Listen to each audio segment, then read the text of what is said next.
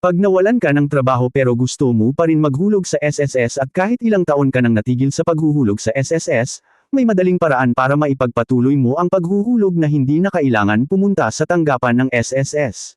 Siyempre, gaya ng nasabi ko sa unang video, kailangan mong gumawa ng My SSS account. Meron tayong tutorial para dito. Dito sa video ang gagamitin nating payment system ay GCash. Ito ang mga hakbang na gagawin. Isa, mag-login sa My SSS account app, at pagkatapos ay pindutin o i-click ang TRN.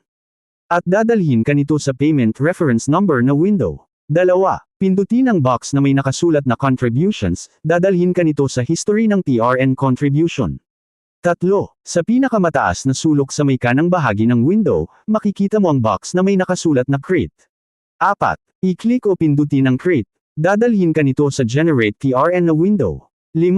Sa box ng membership type, i-click ang down arrow at piliin mo ang naaayon sa iyong membership status. Kung wala kang trabaho at gusto mo lang ipagpatuloy ang paghuhulog, piliin mo ang voluntary. 6. Sa box ng applicable period, piliin mo ang umpisa ng bayad at kung hanggang kailan ang babayaran mo sa isang resibo na ito. Pwede mong piliin isang buwan na bayaran o ilang buwan hanggang sa isang taon na bayaran. 7. Sa box ng contributions, i-click mo uli ang down arrow at piliin mo kung magkano ang gusto mong bayaran. 8. Pagkatapos mapunan lahat ng box, pindutin ang Generate TRN para magawa ang TRN number na gagamitin mo sa pagbabayad ng contribution.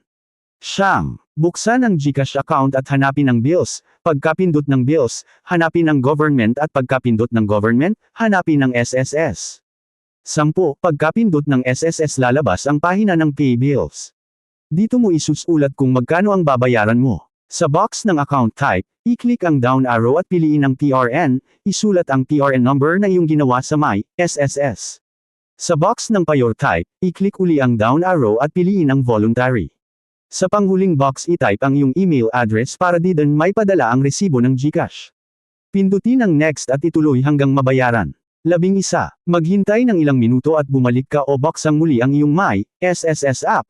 Makikita mo doon ang iyong binayarang hulog at madidagdagan ng isa ang number of contributions mo. Sana ito ay makatulong at maraming salamat sa iyong panunood. Kung maaari sana ay i-like nyo ang video, mag-subscribe at i-click ang notification bell para sa iba pang video na aking gagawin sa hangarin na makatulong na mapadali ang pakikipagtransaksyon sa mga sangay ng gobyerno at iba pang mahahalagang bagay.